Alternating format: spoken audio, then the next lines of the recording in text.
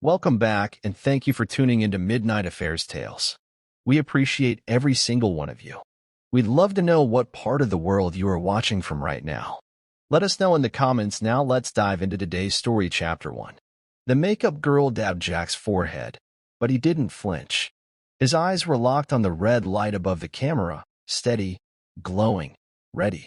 All set, Mr. Monroe, the producer said. We'll roll in 5. Jack gave a nod. Calm on the outside. On the inside? A pressure cooker set to blow. His left hand clenched the edge of the chair. Not from nerves. From memory. This wasn't about going viral. It was about the truth carved out in sweat, betrayal, and a slow-burning fury that finally found daylight. The host leaned toward him with a warm smile. So, Jack, what made you agree to share your story here today? Jack exhaled, leaned forward. She stole my pension, he said. But that's not even the part that broke me. The producer shot upright. A camera assistant raised their brows. Jack continued, his voice low, steady. She lied for over a year. Slept with someone I trusted. Moved money that wasn't hers. Gaslighted me in my own damn house. And I let it happen. Until I didn't. He reached into his coat and placed a small silver flash drive on the table. What's this? The host asked. Jack didn't answer. He just looked into the camera, like he was staring at Diane, at Kyle, at every fake smile they gave him. Then he spoke 4 words. This is my proof. The room was silent. The host blinked. How did you find out she was cheating? Jack cracked his neck, like warming up for war. You want to know the exact moment I realized? A pause. It was the day she forgot which lie she told me first. But how far had the betrayal gone? Before we move ahead, I just want to say your support truly means everything. We're building something special here, and our next big goal is reaching 10,000 incredible subscribers. If you're feeling the emotions in these stories, imagine what's still to come. Subscribe now, be part of this amazing journey, and let's keep growing together. Your one click can make a real difference. Let's continue the story. It started with a receipt. Jack stood at the kitchen island, eyes scanning a Home Depot invoice Diane left folded beside the fruit bowl. $7,849 for contracted upgrades, but there were no contractors. No upgrades. Just the same creaky staircase and leaky faucet he'd meant to fix since spring. He frowned. Opened the bank app. His heart dipped. The pension draw showed $25,000 gone in one transaction. Diane, he called out, voice tight. Upstairs, she replied casually. Drying my hair. Jack took the laptop from the table and walked into the living room. He pulled up the last 6 months of financial activity. Transfers, wire outs, investment shifts. A web of movement, none of which had his signature. He printed everything. Stapled the pages. Waited. She came down in a towel, damp hair and fake smile. Something wrong, hon? Jack didn't answer. Just handed her the packet. She skimmed it, smirked faltering. Why are you digging through this stuff? I didn't dig, Jack said quietly. It was just sitting there. She waved a hand. Babe, it's for the kitchen remodel we talked about. What kitchen remodel? Silence. Jack's voice sharpened. You moved $47,000 in the last 3 months. You opened an investment account without me. And now you're telling me there's a kitchen remodel I never agreed to? She laughed, weakly. Jack, you're retired. You're just forgetting things. That broke him. Not the theft. Not yet. It was the gaslight. The subtle slap in the face. I was a detective for 32 years, Diane. Don't try to Jedi mind trick me. Her eyes darted. Not guilt. Strategy. And Jack knew. She wasn't covering a mistake. She was covering her tracks. 2 weeks later, the phone rang at 2:13 a.m. Jack groaned, reached across the nightstand, expecting to see unknown caller. But the screen read, Kay Benson, his old partner. Confused, Jack slid the green button. Kyle. There was a pause. Then a woman's voice, soft, sleepy. Hey babe, you left your earring in my car. Jack's throat closed. A click. Silence. Then, oh shit, she muttered. Jack didn't speak. He didn't move. Just let the call hang in that dead space of horror. Hello, she said again. Then hung up, Jack sat up, staring at the darkness like it had just slapped him. He rose, moved to the bathroom, and turned on the light. Diane's side of the bed was empty. He walked to the garage. Her car was gone. Jack leaned against the cold concrete wall, heart pounding, eyes shut. It wasn't just that she was cheating.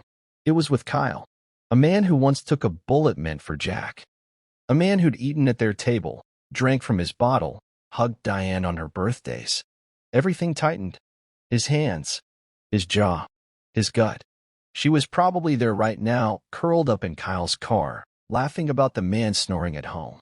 The next morning, she walked in humming. "Morning, babe," she said.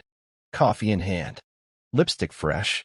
Jack looked up from the kitchen table, calm as a loaded gun. "You left your earring in Kyle's car," he said. She froze. Smile flickered. Hands trembled. "You misunderstood." "No," Jack said, standing slowly. "For the first time in months. I understand everything." And in that moment, her world cracked. She didn't know it yet, but he'd already started the war.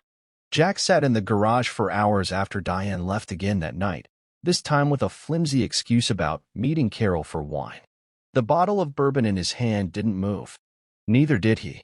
Because now it wasn't just about the missing pension, not just about stolen dollars. She had stolen his dignity, his past, his partner, his peace. Jack dragged out an old evidence board from the attic, covered in dust and thumbtack holes. He wiped it clean, then pinned the first photo, Diane, smiling at Kyle's retirement party 3 years ago, his arm a little too close around her back. He stared at the image. "You were right in front of me," he whispered. He went back to the laptop and opened his retirement account again. The total was now under $18,000. It was being drained in increments, slow enough to avoid alerting the bank's fraud system, but fast enough to destroy him. She wasn't just hiding money. She was investing it in some joint venture under Kyle Benson's LLC.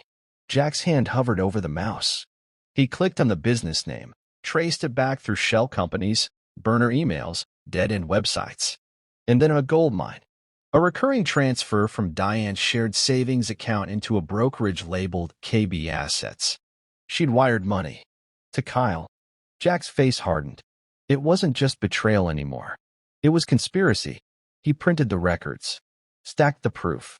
Every dollar accounted for. This wasn't an affair. It was a goddamn operation.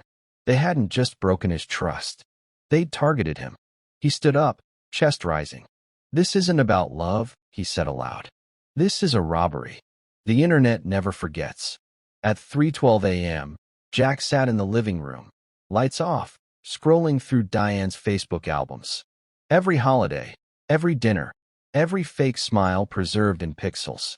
But he wasn't looking at her face anymore. He was scanning reflections, backgrounds, shadows.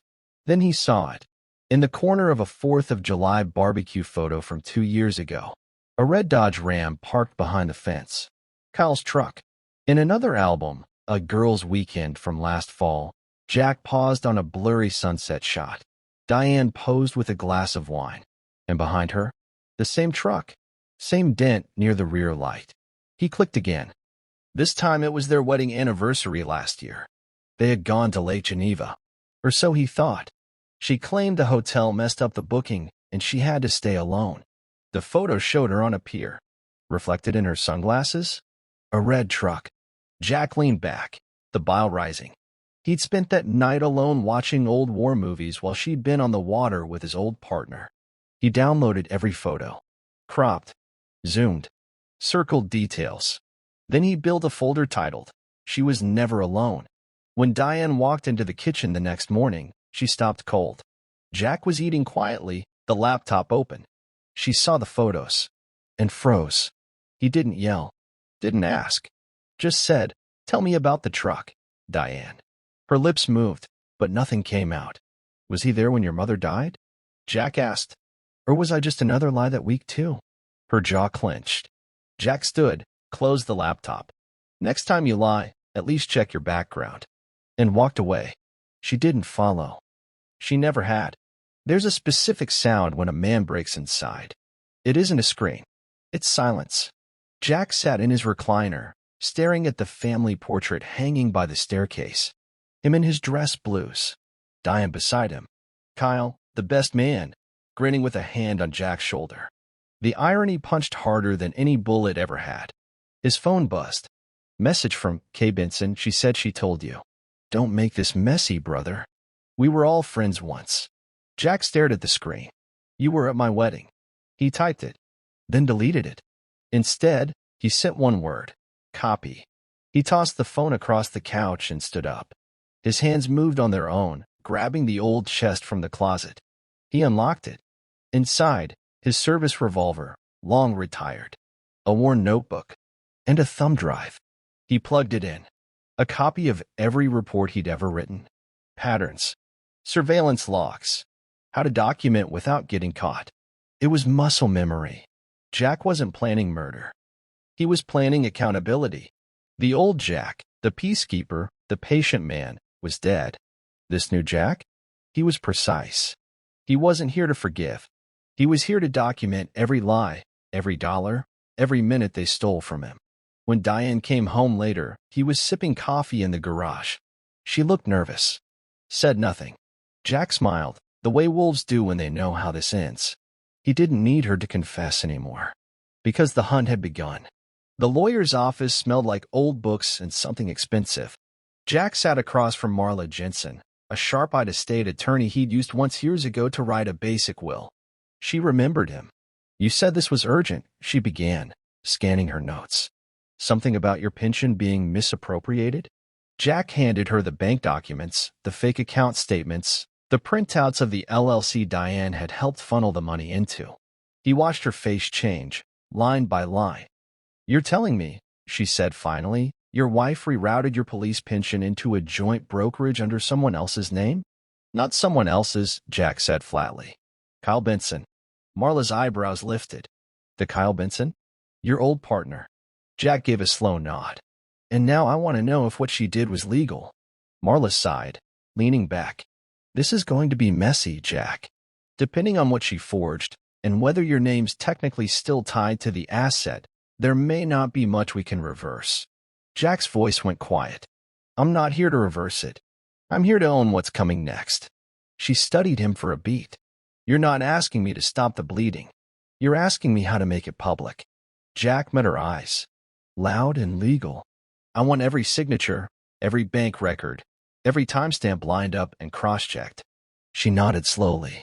All right, I'll start pulling records.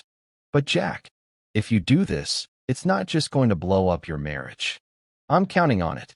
As Jack left the office, he felt lighter. Not better, but focused. This wasn't emotional anymore. This was chess. And Diane had just handed him the board. Jack was old school. He liked paper trails and lockboxes. But Diane? She was sloppy with technology. She had started leaving her purse out more often. Maybe because she thought Jack had stopped checking. Or maybe because she didn't care if he saw the second phone, hidden inside a glasses case. Jack found it on a Tuesday. No passcode. The arrogance. He stepped into the garage, shut the door behind him, and powered it on. It vibrated immediately. For unread messages. 2 voicemails. One of them from Kyle. He hit play. Hey, don't forget to delete the hotel receipts. The last thing we need is him putting the pieces together. Click. Next message. Diane. I think he knows.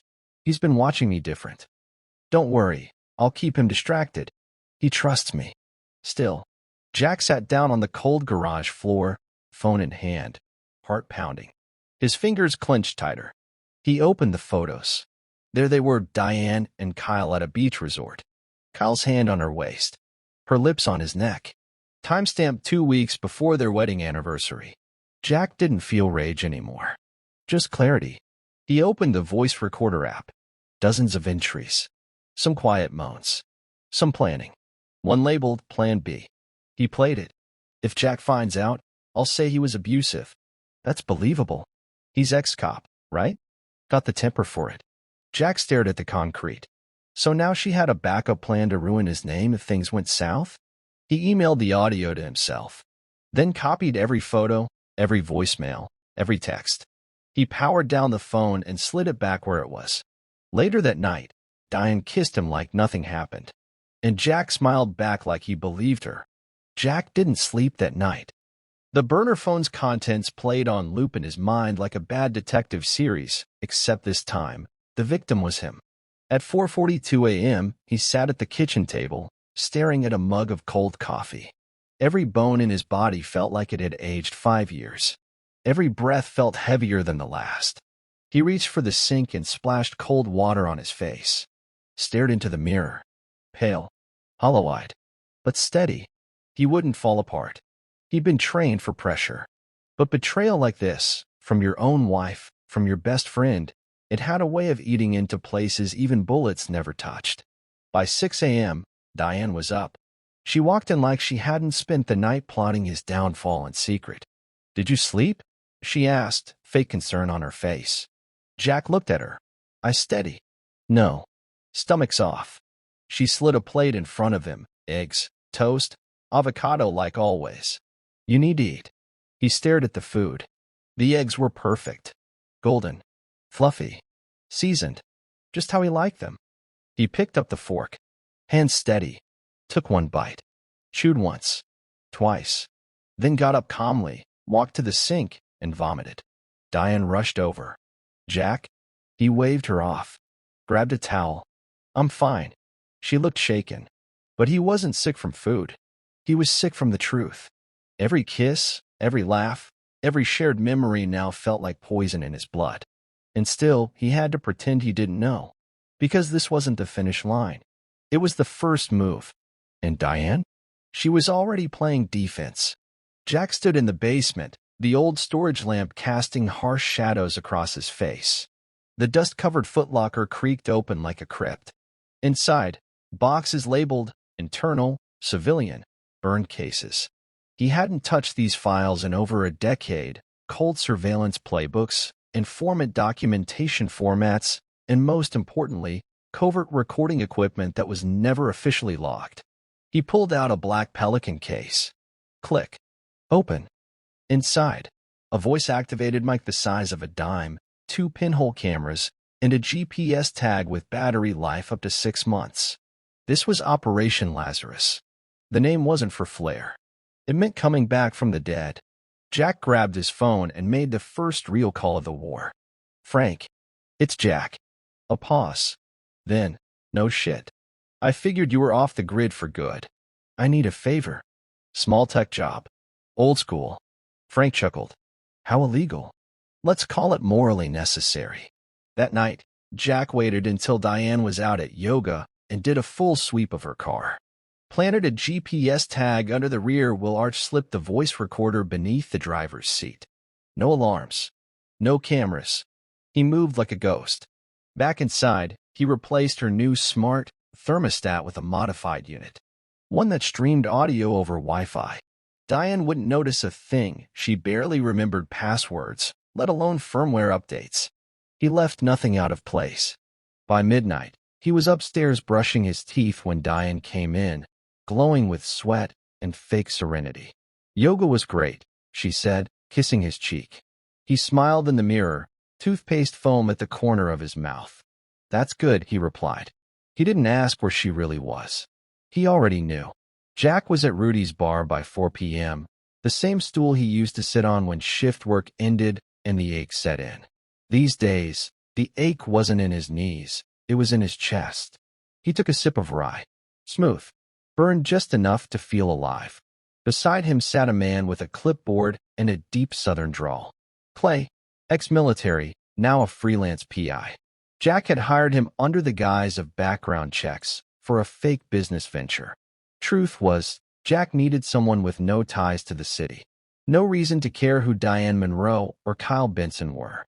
"I can run the plate," Clay said, not looking up. Also noticed she visits the same motel on Thursdays. Room 208. "Want photos?" Jack nodded. "Clear shots. Don't be seen." Clay scratched his beard. "You look calm for a guy planning a nuke." Jack smirked. "It's not a nuke. It's a trap. They just haven't seen it yet." He downed the whiskey and left cash on the counter. Back home, he cooked spaghetti. Real slow. Smelled up the whole house. Diane walked in at 6:42 p.m., wearing a different blouse than she left in. "You went out?" she asked, hanging up her coat. "Just Rudy's. Met a guy about a project. Might start flipping houses." She lit up. "That's great." Jack smiled. Hook set. That night, Diane told him she was proud of him for trying again. He nodded, poured her a glass of wine, and raised his. "To new beginnings."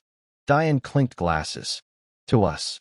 Jack didn't drink, just watched her eyes as she swallowed, and thought, "You're so busy watching my hands, you forgot I'm 10 moves ahead."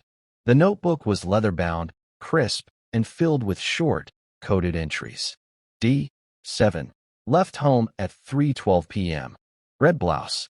Motel 208. Back by 6:43 p.m. Claimed. Pilates.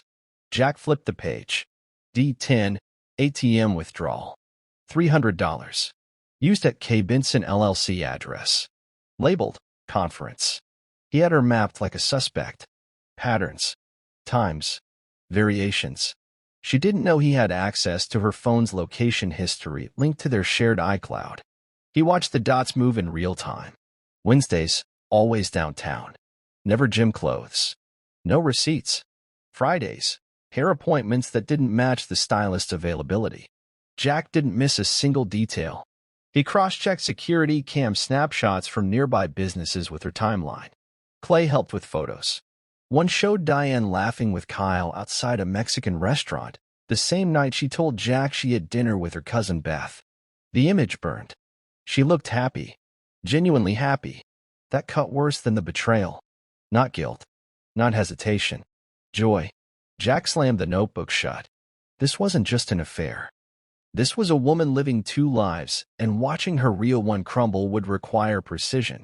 He went to the closet and took down his dress blues. He didn't wear them.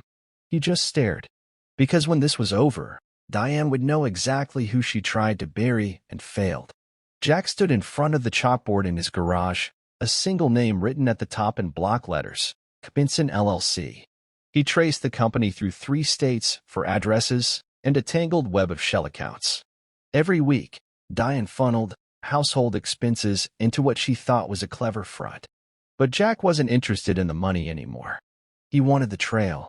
Using contacts at the pension board, Jack pulled public grant filings Kyle submitted last year.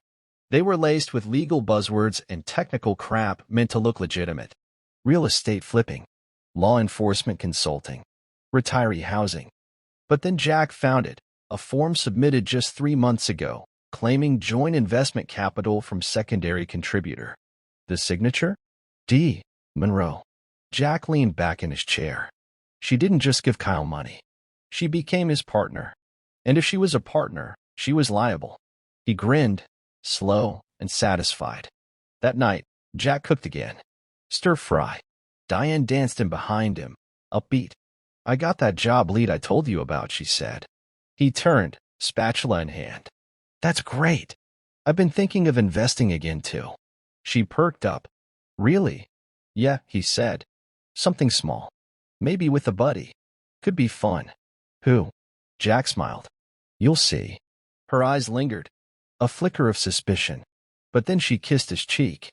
Later that evening, Jack uploaded all business records into a clean digital folder titled Insurance. He shared it with an anonymous account. Backup plan.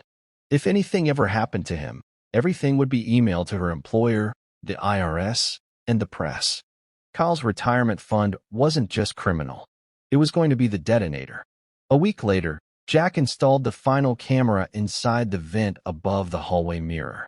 Diane passed it every morning on her way to the shower. Perfect angle. Full audio. By now, the house was wired like a trap. There were 6 recording devices in total. 1 in her car, 1 in the thermostat, 1 in her purse, hidden in a lipstick cap, 2 in common rooms, and 1 in the guest bedroom, where she now took certain private calls that night. Jack sat in the garage with headphones on, scrolling through footage. He hit play on a clip from 2 nights earlier. Diane, on phone, "Jack's been weird lately. I think he suspects something." Kyle, on speaker, "Doesn't matter. We're almost out. Once this flip closes, we vanish. Do you think he'd try to go after us legally? He's old. Broken. You said so yourself. Still, I might plant something. Just in case. Jack hit pause. She called him broken. Said it like he was a stray dog too dumb to move on. He took a breath. Kept his rage tight. Back inside, Diane was folding laundry on the couch. You know, you've been really grounded lately. I'm glad, she said.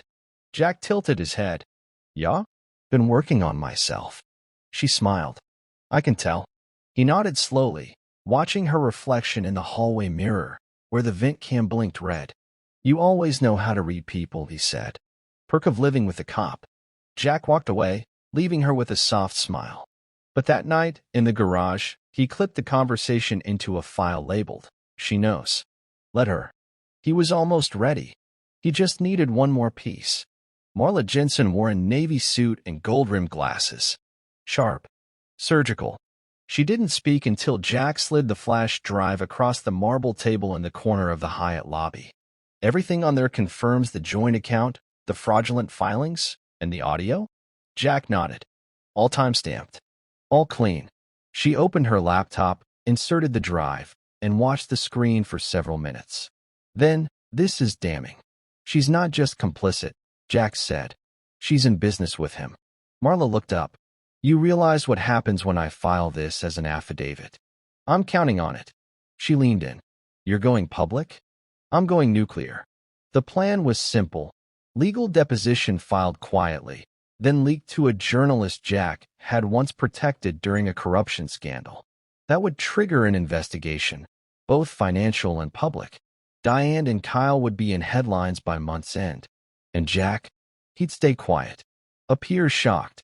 Play the part of the retired husband who had no idea. Marla sat back. You could destroy her completely. Jack didn't blink. That's the point. She studied him. Just make sure this doesn't destroy you too. Jack stood. She's been gutting me piece by piece for over a year. This? This is just me taking the knife back. As he walked out into the rain, he felt lighter. Not forgiven. Not free. But in control. And that was more than he'd had in a long time. Diane posted a photo on Instagram around 11:08 a.m. It was harmless on the surface. Just a blurry selfie in the kitchen, coffee mug in hand. Captioned, Lazy Sunday mornings are the best. But Jack saw what she didn't. In the background, just behind her shoulder, sat an open laptop. And on the screen, a spreadsheet, with account names partially visible. One of them read, K. Benson, rollover. She had no idea what she'd just done. Jack took a screenshot, then zoomed, cropped, enhanced, not for vanity, but for leverage. Later that night, while Diane showered, he went into her Instagram settings and synced the image to the shared cloud. It was already there, along with dozens of other unposted drafts, one of which showed her sitting across a restaurant table from Kyle. Her hand was on his. His watch visible. Timestamped 2 days ago. Jack uploaded them into a private album called She Posted the Truth Herself. Back in the kitchen, Diane laughed as she stirred pasta. You ever think about getting back into photography? She asked. Jack smiled as he poured wine. Funny you mention it, he said. I've been collecting some moments lately. She grinned. That's sweet. Jack raised his glass. You'll remember them all soon. He wasn't bluffing. Her vanity, her obsession with documenting her perfect life, had become his greatest weapon. She wanted people to see a happy wife. Jack was going to show them the truth behind her smile. It was a Thursday night when she said it. Jack had been pretending to sleep on the couch after a long day when she leaned over him and whispered, I love you, Jack. Always have. He waited until she walked upstairs before opening his eyes. That was the lie. His favorite one. Because it confirmed something she still needed him to believe. Still needed control. The next day, Jack called Beth, Diane's cousin, under the pretense of needing help with a surprise party. Hey Beth, he said. Can you remind me again what day Diane went with you to the lake last month? Silence on the line. We never went, she said. She said she canceled on you to come see me? Jack clenched his jaw. Yeah, Jack. What's going on? He exhaled through his nose. You just told me exactly what I needed. He hung up, heart pounding. Not in heartbreak anymore, in calculation. He pulled up their anniversary video on his phone. Diane had posted it online, all sweet music and smiling footage from their trip to the lake. But now Jack knew. It was a montage of lies. She'd never gone where she claimed. The smiles were staged. The background was borrowed. He ripped the video and saved it under a new file, the anniversary that never happened. Later that night, she climbed into bed, wrapping her arms around him like none of it had ever changed. "You've been so good lately," she whispered. Jack smiled in the dark. "Just trying to be the man you remember." She kissed his cheek. And Jack thought, "I remember exactly who I was." But now, he was something else. Jack sat in front of 3 printed timelines.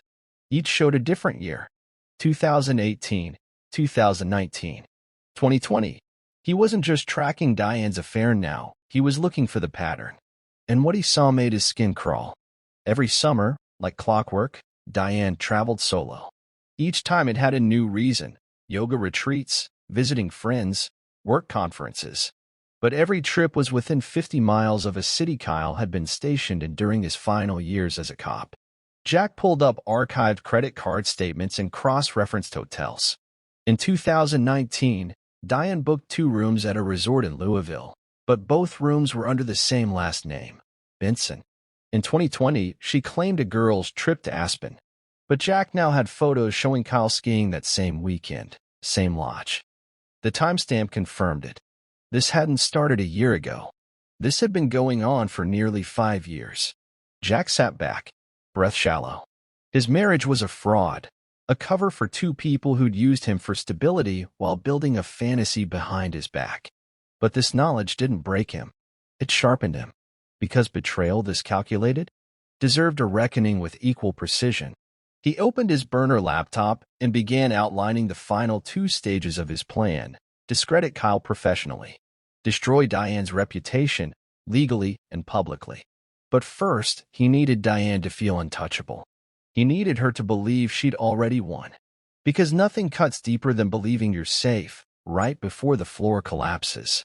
Jack stood in front of a safety deposit box tucked inside a credit union 40 minutes outside town, a place Diane didn't know existed. The box held a slim black USB drive and a sealed manila envelope. Inside the envelope, printed copies of every transaction between Diane and Kyle, photos from their motel meetings, audio recordings of their planning calls, and a notarized statement written by Jack. It began, "If I disappear or end up in an accident, send this to the following addresses." There were 6. One was Diane's employer. Another, the local news desk. This wasn't paranoia. This was humiliation insurance. He didn't trust the legal system alone. He trusted proof and pressure. He locked the box, turned in the key, and walked out into the overcast street feeling a strange sense of peace. Back home, Diane was waiting on the porch, wine glass in hand. "You've been disappearing lately." Jack smiled. "Just trying not to be underfoot. You've got your own schedule." She smirked. "You're not suspicious of me again, are you?" He laughed, just enough to sell it. "Of course not." She looked pleased, leaned in, and kissed his cheek. The scent of her perfume had changed. Lighter. New. Not the one he bought her for Christmas. He filed that away. Back inside, Jack opened the password-protected drive on his personal laptop. The folders were titled, "Lies Proof Exit." He wasn't going to use them yet. But if she ever thought about turning the narrative, if she even whispered words like abuse or control, these files would be the knife that cut her public image in half. Let her try. He was ready. The first step was simple. Jack called the city's internal affairs hotline and left a tip. "Anonymous source says a retired officer is still accessing precinct databases using a civilian contractor badge. Cross-check Benson, Kyle." He didn't sign his name. He didn't need to. Kyle had always been sloppy with separation protocol. Still kept friends inside. Still used access codes for favors. Jack knew this because he taught him how to exploit it back when they were rookies. And now, it was going to bite him. Within 48 hours, Kyle's name was flagged in a weekly audit. Jack's PI, Clay, had a contact inside IA, and he confirmed the investigation had opened quietly. No headlines yet, but Kyle would feel the ground shaking soon. Meanwhile, Jack created a new email address and sent a curated photo dump to Kyle's mistress, not Diane. Another woman, younger, blonde, a waitress from a sports bar Kyle used to frequent. The subject line, "He's not who you think he is." No name, just proof. By morning, Jack received a single reply. "I don't know who you are, but thank you." He's blocked. One domino down. Then he scheduled a meeting with a former DA, now working compliance for a state contractor. Pitched a hypothetical: what if a retired officer submitted falsified documents to win grant money, using someone else's pension? The DA didn't laugh. "Send me what you have. Off the record for now." Jack smiled. "You'll have it in 2 days." He walked out of that office into bright sunlight. Every lie Kyle had wrapped around his new life was starting to fray. And Jack? He hadn't even tightened the noose yet. Diane's younger sister, Rachel, hadn't spoken to Jack in over a year. Things got awkward after their father died. Boundaries blurred. Diane didn't like Jack being too close. But today he called her. And this time, she picked up. "Rachel, it's Jack." A pause. "What's wrong?" "I need 10 minutes. In person. No tricks. Just truth." They met at a coffee shop across town. Jack wore civilian clothes. Plain shirt. No badge. No ego. He slid a folder across the table without a word. Rachel opened it. Photos. Hotel records. Screenshots. "Kyle." "Diane." She covered her mouth. "Jesus Christ." Jack nodded. "It's not just cheating. She's using my pension to build a life with him." Rachel shook her head in disbelief. "She said you were distant, paranoid, controlling." Jack leaned forward. "Do I look paranoid now?" Tears rimmed her eyes. "She's been lying to me for years." He waited. No push. No guilt trip. Just silence. Rachel closed the folder. "What do you want from me?" "Nothing," Jack said. "Except the truth. When this goes public, I don't want you to be blindsided. And I don't want you protecting her out of family loyalty." Rachel swallowed hard. "She'll turn on me." Jack's voice softened. "She already did. You just didn't know it." Before he left, he handed her a flash drive. "If anything happens to me, send this to the press." Rachel stared at it like it burned her hand. "You're really doing this?" "I'm not starting a war," Jack said. "I'm just finishing one." He walked out. No fanfare. No drama. Just the first crack forming in Diane's perfect little support system. Jack stared at the master list on his screen. Phase 1. Evidence. Locked. Phase 2. Leverage. Secured. Phase 3. Exposure. Imminent. Now came Phase 4. He didn't just want to destroy Diane and Kyle's image. He wanted to burn their credibility to ash, where it would never grow back. He started by submitting an anonymous tip to Diane's employer. A link to a private Dropbox folder containing documented fraud, including her forged investment forms, bank statements, and screenshots of wire transfers labeled joint venture income. He didn't accuse her directly. He just wrote, "This may involve financial misconduct from one of your staff." Then he logged onto a forum for ex-law enforcement, one where Kyle had bragged publicly about his consulting business and recent investments. Jack posted a disguised summary of Kyle's LLC, fake credentials, no licensing, pension fraud, and asked if anyone had done business with him. Within 3 hours, 2 replies came in. "That guy offered me a real estate pitch a year ago. Never trusted it. He's a snake. Took my friend's deposit and ghosted him. Should be in jail." Jack archived it all. At home, Diane noticed none of it. She was too busy ordering wine online and watching cooking shows. "I think we should go somewhere for the holidays," she said over dinner. "Just us. Somewhere warm." Jack nodded. "That sounds nice." But in his head, he was already planning what she'd be doing that holiday instead, answering subpoenas and trying to find a lawyer who'd return her calls. When Jack got the call from the Badge Behind the Badge podcast, he already knew what he'd say. It was an anonymous tips episode, stories from retired officers about corruption, betrayal, and the aftermath. Jack pitched his segment under a pseudonym, M. He didn't name Diane. He didn't say affair. He didn't say Kyle. But the audience didn't need names to feel the punch. Imagine serving 30 years. No scandals. No blemishes.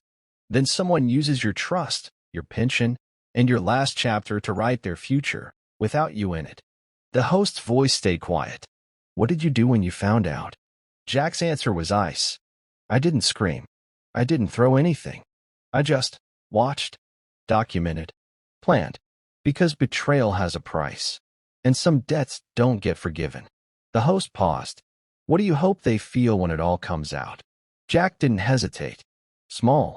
The podcast dropped on a Wednesday.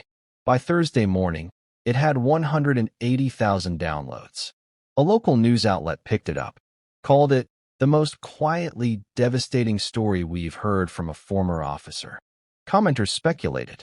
Reddit threads exploded. And Diane? She didn't know a thing. Until Rachel texted her. You need to listen to this. Diane stormed into the living room, phone in hand. Did you do an interview? Some cop podcast. Jack didn't even look up from his book. No idea what you're talking about. She stood there for a beat, fuming, then stormed out. Jack flipped the page, calm as ever. Let the paranoia begin. They went to the same restaurant as every year. White linen tablecloths. Candlelight. Soft jazz playing over low conversation. Diane wore red. Jack wore navy. She looked radiant. Confident. Unbothered. You've been different lately, she said, sipping wine. Grounded. More mature. Jack smiled. Just reflecting on life. She leaned forward. I know it was rocky for a while, but I feel like we're on the other side now. Jack reached into his jacket and pulled out a box. Not too big. Not small. Her eyes lit up. What's this? Open it. Inside, a pair of earrings, sapphire teardrops. Jack, they're beautiful. He smiled. They were my mother's. I had them reset. She leaned across the table and kissed him. You're full of surprises lately. Jack lifted his glass. To truth. She clinked it. To us.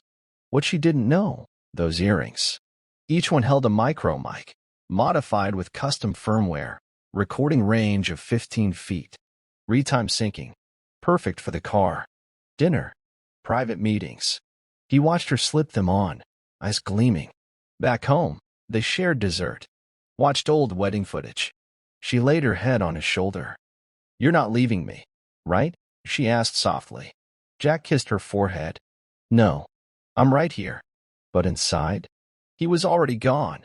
And soon, so was the lie she built her life on.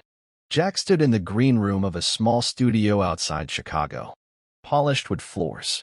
Bottled water. A PA adjusting lights in the next room. He wasn't nervous. He was ready. The show wasn't some glitzy national network. It was a mid-level cable segment called Golden Guard, Protecting Your Retirement, hosted by a former finance attorney who'd taken a liking to Jack's podcast appearance. They wanted a story about pension fraud. Jack offered one, anonymously. When the host came in, she smiled warmly. Just use your first name? Jack shook her hand. Make it Jack. He sat down under the lights, mic on his collar, a controlled calm in his bones. The host let him in. You said someone you trusted took your retirement from you. Jack nodded slowly. Tell us how that began. He looked into the camera. My wife. She was the best con I ever met. I didn't lose my pension to a scam. I lost it to a marriage. The studio froze. The host leaned forward. She knew what she was doing? Oh, she was surgical. Partnered with a guy I'd known for 30 years. Set up a shell company. Told me we were investing. She was investing, all right, in someone else's future. Jack reached into his jacket and pulled out a USB. Every receipt, every audio clip, every betrayal, it's all right here. The host blinked. And what would you say to her right now, if she was watching? Jack looked into the camera. I hope the house of cards felt worth it. Because the wind just changed. He left the USB behind. On live TV. Mid-story twist. 3 hours later, Diane was pacing the living room in full panic. Her phone lit up with texts, missed calls, voicemails. One from Rachel. You lied to everyone. You robbed him. How could you? One from her boss. Effective immediately, your position is under review. One from Kyle. Why didn't you tell me he had proof? She stormed into the office and yanked Jack's laptop off the desk. Password protected. Then she found the locked drawer. Inside, an envelope marked, "This is what you took." She opened it and gasped. The pension account balance showed $0. But not because it had been drained. Because it had never been in that account at all. Next page, a bank letter from 2 years ago. Jack had quietly moved his real pension fund into a protected trust under his sister's name after seeing the way Diane was managing their finances. The account Diane had been stealing from? It was a decoy. Money Jack had funneled in through fake dividends, recycled cash, and staged deposits to bait her into thinking it was the real thing. She hadn't stolen his life savings. She'd stolen a performance. Behind her, Jack stood in the doorway. "I told you," he said softly. "You were never smart enough to check your background." Diane's eyes filled with horror. "You set me up." "No. You revealed yourself. I just built the mirror." The next morning, Jack sat beside Greg Fuller, his longtime accountant, in a meeting room at the local state auditor's office. Across from them were 2 state investigators, their faces stony. Greg opened his laptop and calmly explained everything. "Mr. Monroe approached me 2 years ago about isolating his pension into a separate trust. Legal. Fully documented. He had growing concerns about misuse." He pulled up documents. His wife, Diane, had access to a secondary account Jack seeded with liquid cash, none of it tied to the pension. It was monitored. "We tracked every withdrawal, every transfer. Every wire labeled as investment capital was self-fed to appear authentic." One investigator raised a brow. "So the theft was a test," Jack said. "And she failed. Publicly." The second investigator leaned forward. "You realize this doesn't just end at the civil level. This could trigger criminal charges." Jack nodded once. "I'm aware. And you're willing to submit this under oath?" Jack slid the original file folder across the table. "With pleasure." Back home, Diane sat frozen in her office chair. Emails poured in. Her name trending online. HR suspended her. Clients pulled out. Her LinkedIn flooded with hate comments. Kyle's silence? Deafening. She tried to call Jack's phone. No answer. She tried to text. The bubble stayed empty. She hadn't just lost the money. She'd lost her power. And Jack? He hadn't broken a single law. He just told the truth. Loud enough for the world to hear. It took less than 36 hours for the broadcast clip to go viral. The title on YouTube read, "Retired Cop Exposes Wife's Affair and Financial Betrayal on Live TV." Within hours, it hit 500,000 views. By morning, it had doubled. Talk shows replayed it. Podcasts quoted it. Comment sections lit up with thousands of comments. "She stole from a hero? This is what real karma looks like. This man deserves a Netflix series." Diane woke up to 87 unread texts and her name trending on Facebook. At first, she didn't believe it. Then she saw the clip. Her name wasn't mentioned, but anyone with eyes could match the story to her: the red earrings, the audio, the documents Jack had quietly released afterward. The comments cut deep. "If this is you, Diane Monroe, you should be ashamed. You ruined a man who gave his life to public service. Tell us Kyle's real name. Let's finish this." At her job, HR called her in without a smile. "We're placing you on immediate suspension pending a financial review." Diane tried to argue. "Jack set me up. He tricked me, but they didn't care." By the end of the day, she'd been locked out of her work email, escorted from the building, and handed a cardboard box. Her phone buzzed with Kyle's name. She answered quickly. "We have to fix this." But the voice on the other end wasn't calm. "Don't ever call me again." Click. Silence. And for the first time in years, Diane had no one left to lie to.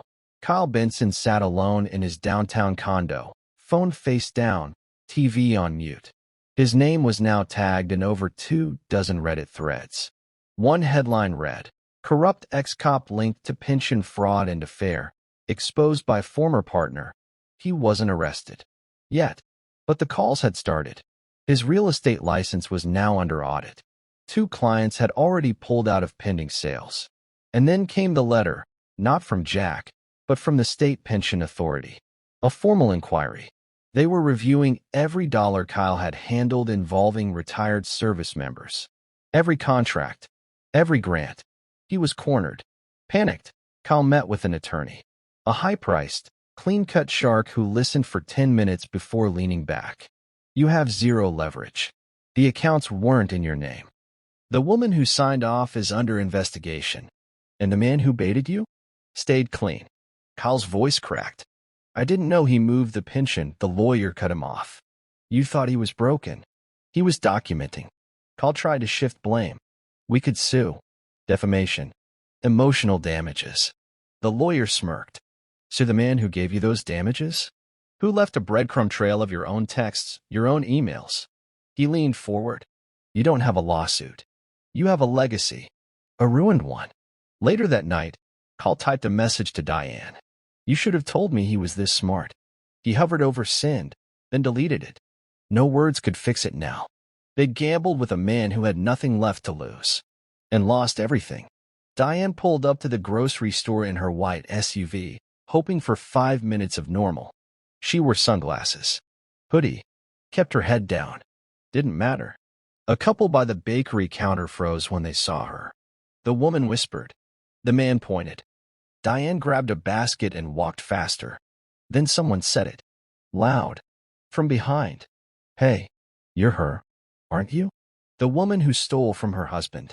Her hands clenched the basket handle. Another voice joined in. Nice earrings. Must have been expensive. She left without buying anything. On the drive home, tears blurred her vision. She didn't cry because she was sorry.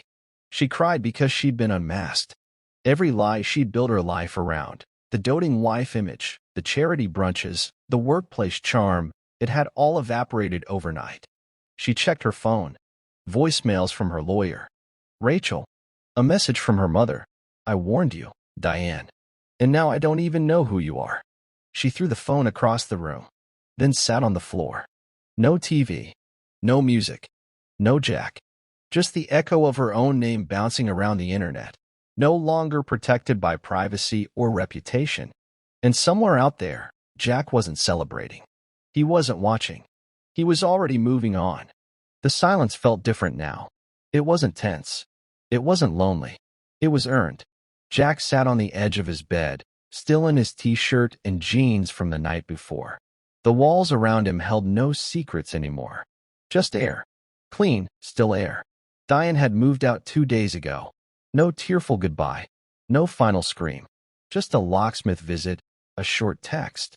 I'll have someone come get the rest of my things. Jack didn't reply. He'd already changed the locks. The house was finally his again. And yet, nothing felt quite the same. He walked into the living room, poured himself a small glass of bourbon, and let it sit in his palm. The morning light cut across the coffee table, dust catching in its rays like ghosts. He glanced at the wedding photo still on the mantel. Without thinking, he picked it up, studied it. Diane's smile, his arm around her shoulder. Kyle blurred in the background. A familiar triangle that had rotted from the inside. Jack walked to the trash can and dropped it in face down. Then he picked up the remote and turned on the TV. The local news played a segment about pension fraud awareness. Jack's voice played over the footage, calm, unwavering. He didn't watch himself. He watched the scrolling ticker at the bottom. DA's office considering charges in high-profile marriage fraud case. It wasn't just revenge. It was warning. Jack sipped the bourbon. And for the first time in years, he wasn't waiting for the other shoe to drop. It already had. The first letter started simple. Diane, you lied with a straight face. You slept beside me and made plans with someone else. You used my name like it was your property. This isn't about forgiveness. This is about truth. Jack stared at the words, then kept writing. He didn't write to be heard. He wrote to unload. Every betrayal, every red flag he ignored, every moment she made him feel small, it all went on the page. Letter after letter. No edits. No softening the blow. In one, he wrote, I hope you dream about me in silence. Not in regret, but in discomfort. I hope you remember I never raised my voice, never broke your things. I just left the door open and let the truth walk in. Each letter ended with the same words. This is me, walking away. He never sealed them. Just stacked them in a shoebox and tucked them in the back of the closet. That night, He slept soundly. No waking at 2 a.m. No reaching for a cold pillow. He had no plans to send them. Because closure wasn't for her. It was for him. The email sat in his inbox for 3 days before he clicked it. Subject: Your story, book inquiry. He skimmed it first. A small but reputable publisher. The editor had heard the podcast, saw the TV clip. She called it vulnerable, sharp, and unbelievably cinematic. They wanted to option his story. Memoir format. Reinvention after betrayal. Jack sat back in his chair, the cursor blinking over her signature. There was a time he would have laughed, told her he was a cop, not a writer. But now he had something to say. He responded with one line. Only if I keep the ending. Within 24 hours, the editor replied. Absolutely. The proposal moved fast. Phone calls, contracts, brainstorming titles. Jack didn't care about money. He just wanted control of the truth. No dramatization. No twisting his words. One chapter at a time, he started writing. The first line read, "They didn't just steal my pension. They tried to steal my story. So I took it back." The words flowed easier than expected. It wasn't about revenge anymore. It was about putting himself on paper, scars, spine, and all. 3 weeks after the podcast dropped, Jack opened a letter. Handwritten. No return address. Inside, Jack, I'm a retired Marine. My wife did what yours did, maybe worse. I've been drinking for 2 years. Your story? It stopped me from doing something I wouldn't come back from. Jack sat down, heart thudding. The man had included his number.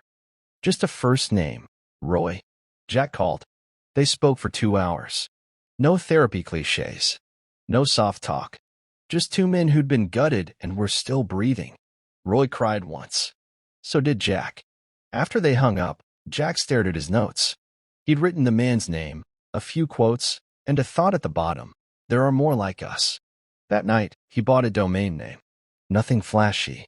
DearVetTalks.org, a space for veterans to anonymously share betrayal stories, rebuilding stories, survival stories. He wasn't trying to be a hero. He was just passing the match to someone else stuck in the dark. The studio was bare bones. Just a mic, a desk, and a soundproofed garage. Jack had converted into a recording space. No sponsors. No guests. Just him. He took a breath. Hit record. This is Dear Vet Talks, Episode 1. I'm Jack, and I want to talk about what they don't train you for. He let silence settle. They train you for war, for crisis, for chaos. But nobody trains you for betrayal. Especially not from someone sleeping beside you. His voice didn't shake. I'm not here to preach. I'm not even here to tell you what to do. I'm here to say, I see you. If you're holding a bottle, or a Glock, or a secret, and you think no one gets it, you're wrong. He shared just enough of his story. Not all the gory details. Just enough for someone to say, that sounds like me. You're not a statistic. You're not broken. You're just hurt. And hurt can heal. Click. He ended the episode, uploaded it, and shut the laptop. 2 hours later, there were 117 downloads. By the end of the week, over 6,000.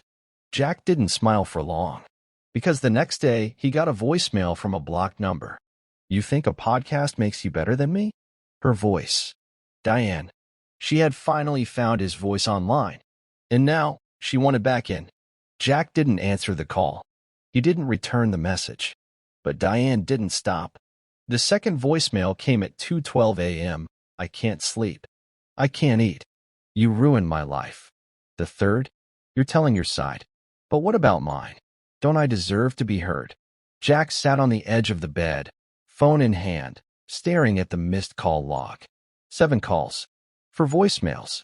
1 text. I'm sorry. He deleted nothing. He archived everything. He wasn't afraid of her. Not anymore. But he wasn't going to let her rewrite the past either.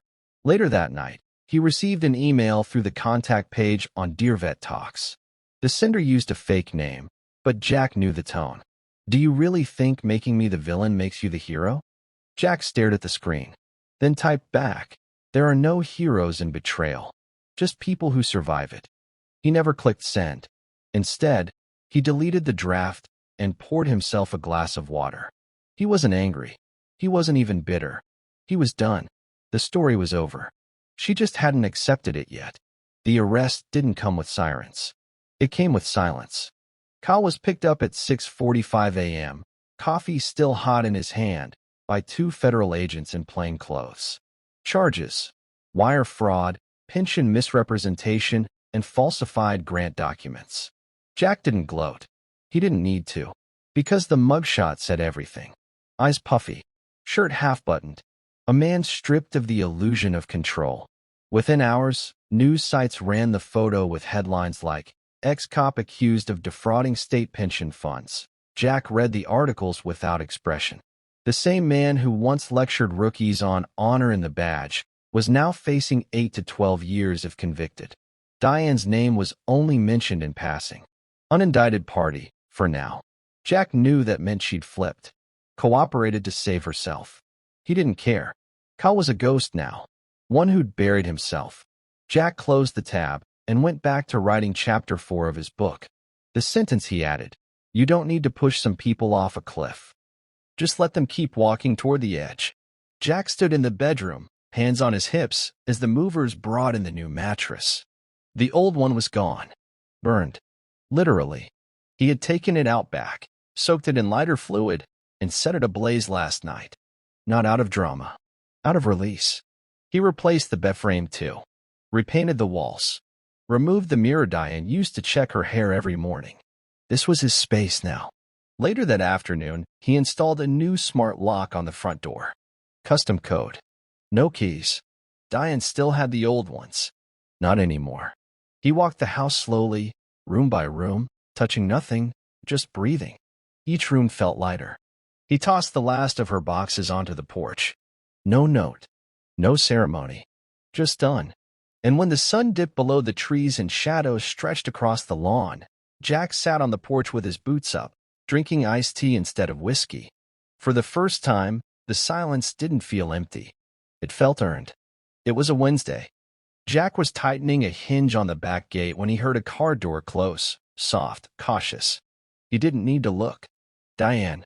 He stayed kneeling, finished the screw, and stood slowly. She stood at the edge of the driveway, holding nothing. Just her smaller than he remembered. Shoulders curled inward. No makeup. Hair pulled back. No pretense. "Hi," she said. He didn't answer. "I thought maybe we could talk." Jack leaned on the gatepost. "You're not here for closure, Diane. You're here for comfort." "That's different." She flinched like he'd slapped her.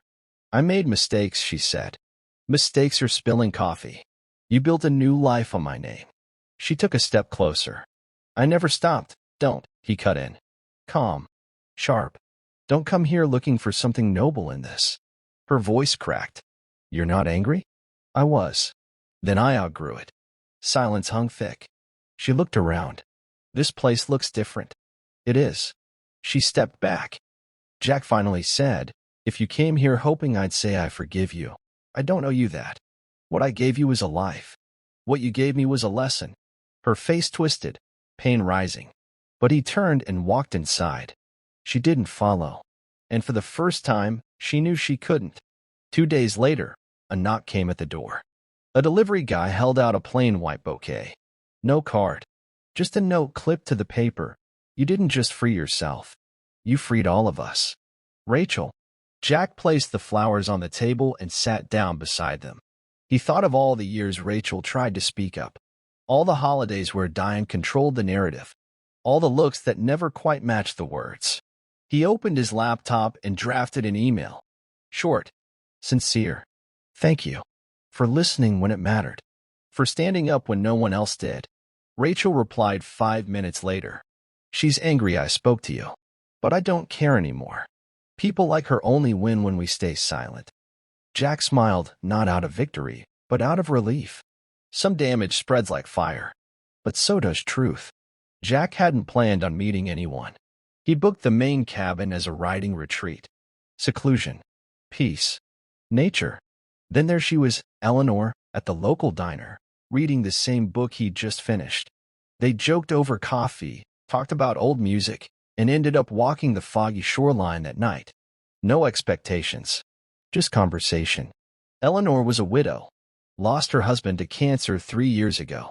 She didn't ask about Diane, but Jack told her anyway. Not the viral version. Just the truth. She tried to bury me quietly. I chose not to stay dead. Eleanor didn't flinch. She just nodded. That kind of betrayal, it stains you. But it doesn't have to define you. Their second walk was slower. Quieter. But not awkward. Jack didn't feel healed. But he felt seen. Back home, Jack opened the shoebox from the back of the closet.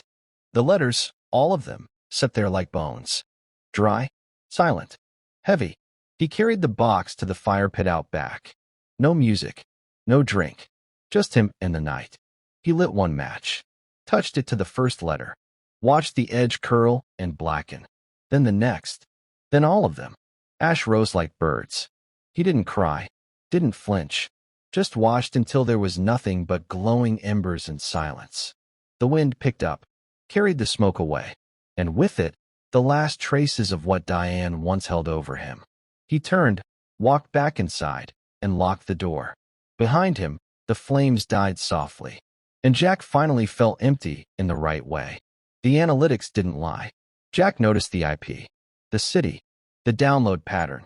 Every Sunday, without fail, one particular listener downloaded Dear Vet talks from a device in Diane's zip code.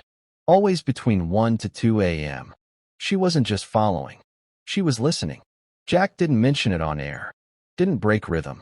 He kept recording every week like clockwork, episodes about rebuilding, about dignity, about never giving back the knife that someone else stuck in your back.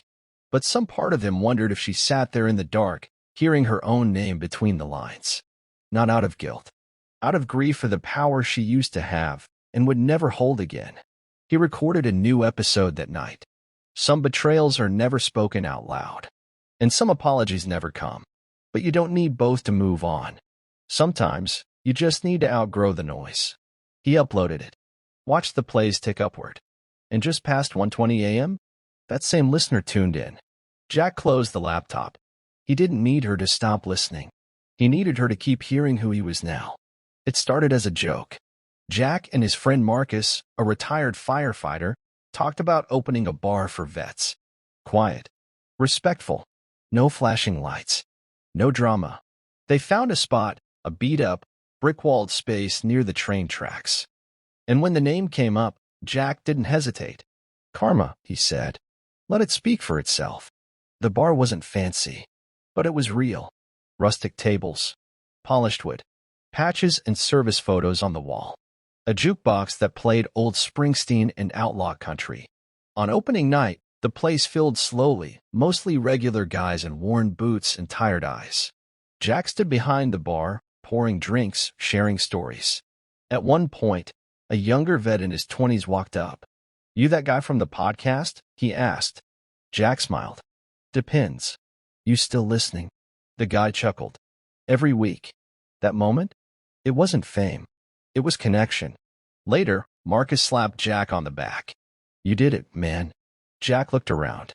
He hadn't just built a bar. He built a space where broken things weren't discarded. They were honored. Just like him. Eleanor visited the bar 6 weeks later. She didn't say much at first, just sat at the counter, reading a dog-eared copy of East of Eden. Jack poured her a ginger ale. No questions. I like it here, she said. Feels like everything's been through something, but still standing. Jack smirked. Yeah, that's the theme. They walked the river path that evening. Crisp air. Trees still clinging to the last gold of autumn. Eleanor slid her arm through his. No more stories about her tonight, she said gently. Jack nodded. Good. I'm tired of her name echoing around in my head. They stopped by the water. Silence stretched comfortably between them. Eleanor looked up. You ever think about what comes next? Jack's voice was soft. I used to think revenge was the end. And now I think survival is the start. She smiled. Then maybe we're both starting. They didn't kiss. They just stood there. Together.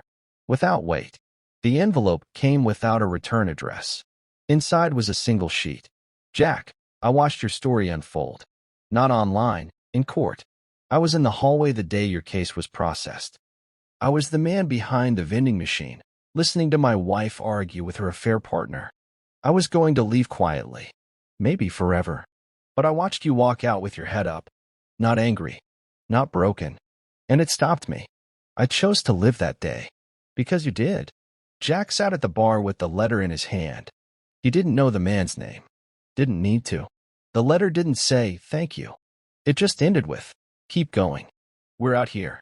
Jack folded the letter carefully, slid it into a drawer behind the register, then turned the jukebox up just a little louder. Jack stood in the bathroom, freshly shaved, buttoning up a crisp shirt, dark gray with clean seams, no wrinkles. He barely recognized himself. Not because he looked younger. He didn't. His face still carried the lines from sleepless years, the faint shadow of what betrayal carved into bone. But the look in his eyes had changed. There was clarity now. No fog. No waiting for a shoe to drop or a lie to unravel. He looked at the mirror and nodded once. This man had survived humiliation in public, betrayal in private, and somehow still learned to trust his own reflection. Downstairs, Eleanor waited by the door, hair tucked behind her ear, calm but alert. She wore a navy coat, simple and graceful, like someone who knew her worth without needing to prove it. "You ready?" she asked. Jack grabbed the keys. "Yeah." She tilted her head. "You sure?" He gave a half-smile. "I've never been more." They drove to a small veterans event, nothing flashy, just a local community gathering. Jack had been asked to say a few words. Not about betrayal, not about Diane, but about resilience.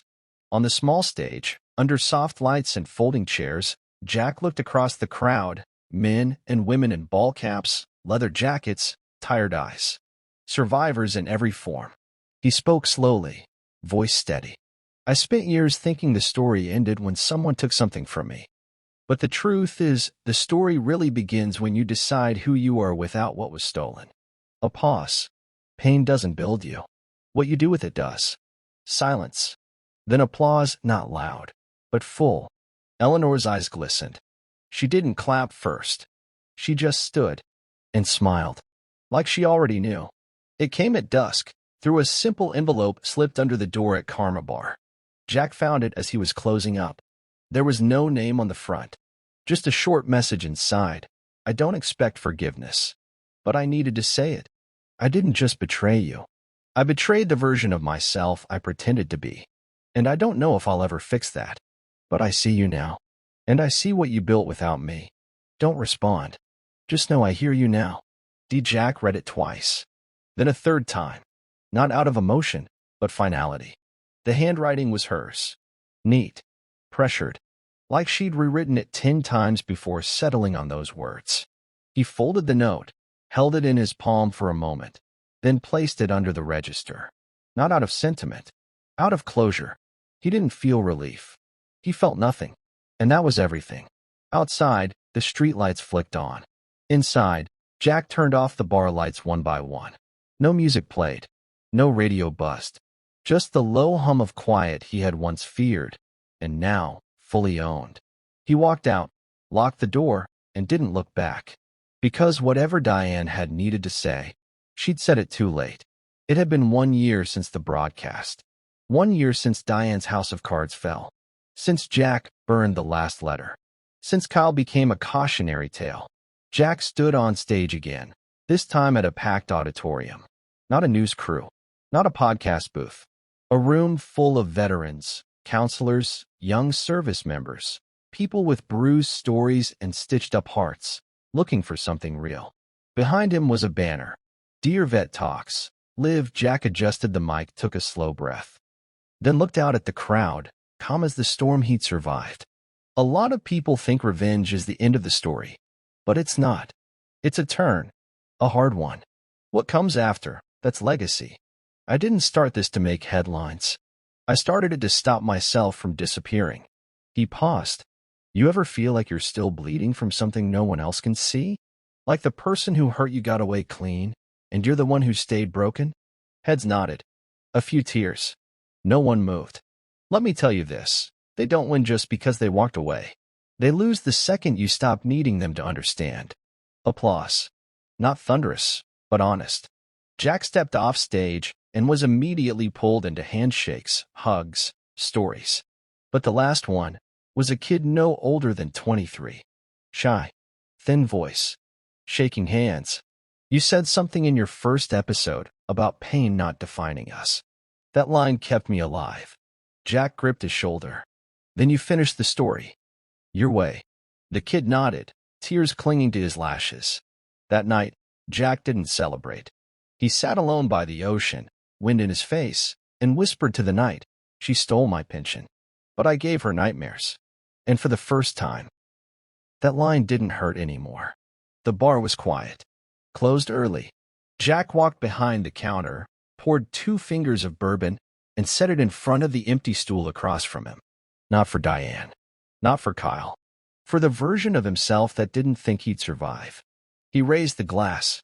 To the man I used to be. Thanks for holding on. He drank. Outside, rain kissed the pavement. Inside, the jukebox played a soft Springsteen ballad, something about second chances and long roads. Eleanor stepped in, umbrella dripping. She smiled. Thought I might find you here. Jack nodded. I was just saying goodbye. She joined him behind the counter, wrapping her hands around a warm cup of tea. No speeches tonight? No, Jack said. Just silence. The good kind. They sat for a long time, no words needed. Before closing, Jack pulled out his phone and hit record. To everyone listening, thank you for following this journey. If you're still here, it's because part of this story belonged to you too. Maybe not the details, but the weight, the fire, the rebuild. So now I want to ask you something, really ask you. Who are you, without the person who hurt you? And more importantly, who do you want to become now that you're free? He let the silence hold that question. Tell me in the comments. I'll read every one. And if you're watching this from somewhere across the world, drop your city name below. Let me see how far this healing can go. He smiled softly. And if this story meant anything to you, hit that like button like it's your final goodbye to the pain. Subscribe not for me, but for you. Because if we keep telling these stories, someone else might survive too. He set the phone down. No more scripts. Just truth. Just Jack. And finally, peace.